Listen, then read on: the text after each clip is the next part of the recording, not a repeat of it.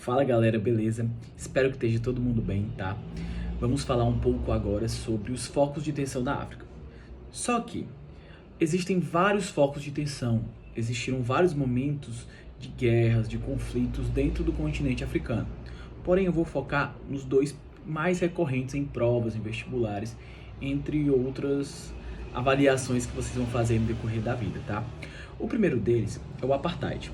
O Apartheid foi mundialmente conhecido, principalmente lá no começo da década de 90, devido a uma série de fatores que aconteceram, certo?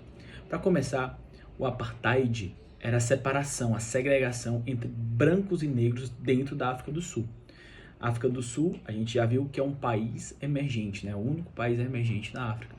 Só que ele tinha sido colônia inglesa, então tinha uma grande população branca dentro do país. Enquanto os negros que eram escravizados, depois da libertação dos escravos, continuaram ainda numa certa forma de ainda obediência aos brancos, né? Como se eles fossem abaixo dos brancos, como nós já estudamos. E o que isso acarretou? Era literalmente tudo dividido. Tinha a escola de branco e a escola de preto, o banheiro de branco e o banheiro de preto, de forma que os brancos eram os privilegiados e os pretos eram os negligenciados, certo? E aí na década de 60 tiveram vários movimentos rebeldes para tentar, né, chamar a atenção para que esse movimento fosse pausado ou acabado. E o principal líder desse movimento era um cara chamado Nelson Mandela, que foi preso nesse momento. E em 1991, quando o Apartheid de fato teve um fim, né, pelo menos na questão histórica, na questão que a gente estuda, o Nelson Mandela foi liberto e eleito presidente da África do Sul. O primeiro presidente eleito democraticamente da África do Sul. O primeiro presidente negro de um país africano. Muito forte essa temática, né? E em um segundo momento, a gente também precisa falar de um fenômeno chamado Primavera Árabe. Esse já é um foco de tensão mais recente no continente africano, tá? Foi na década passada, ali entre os anos de 2010 até 2013, 14, certo? E o que foi a Primavera Árabe? A Primavera Árabe foi um movimento de derrubada de vários líderes ditadores em um curto período de tempo. Por isso que remete à primavera, certo? E como é que começou isso? Simples. A maioria dos países ali do mundo árabe, alguns asiáticos e principalmente os africanos, como a Tunísia, por exemplo, que é lá onde começou, tinha líderes ditadores, ou seja, os líderes que colocavam as leis, ou seja, nada democrático.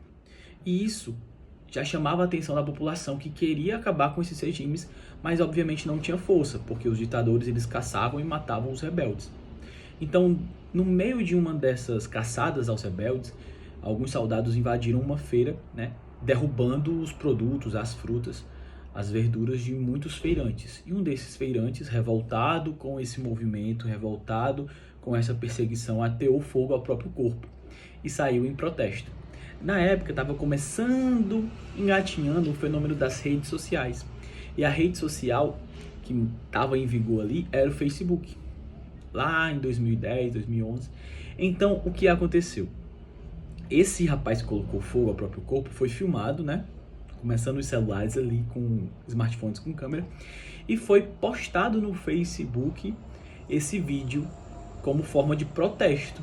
Então, se espalhou pelo mundo, olha aí a globalização, outro fenômeno entrando aqui. Se espalhou pelo mundo o vídeo desse rapaz com fogo no corpo, gritando palavras de ordem contra o governo. E aí mobilizou vários países, pessoas de vários países ali que estavam passando pela mesma coisa, a se revoltarem também. Obviamente não colocaram fogo no próprio corpo, mas foi a partir daí que vários presidentes, vários líderes ditadores foram derrubados pela Revolução do Povo, que se originou ali na Tunísia, certo? Com esse feirante que ateou fogo ao próprio corpo.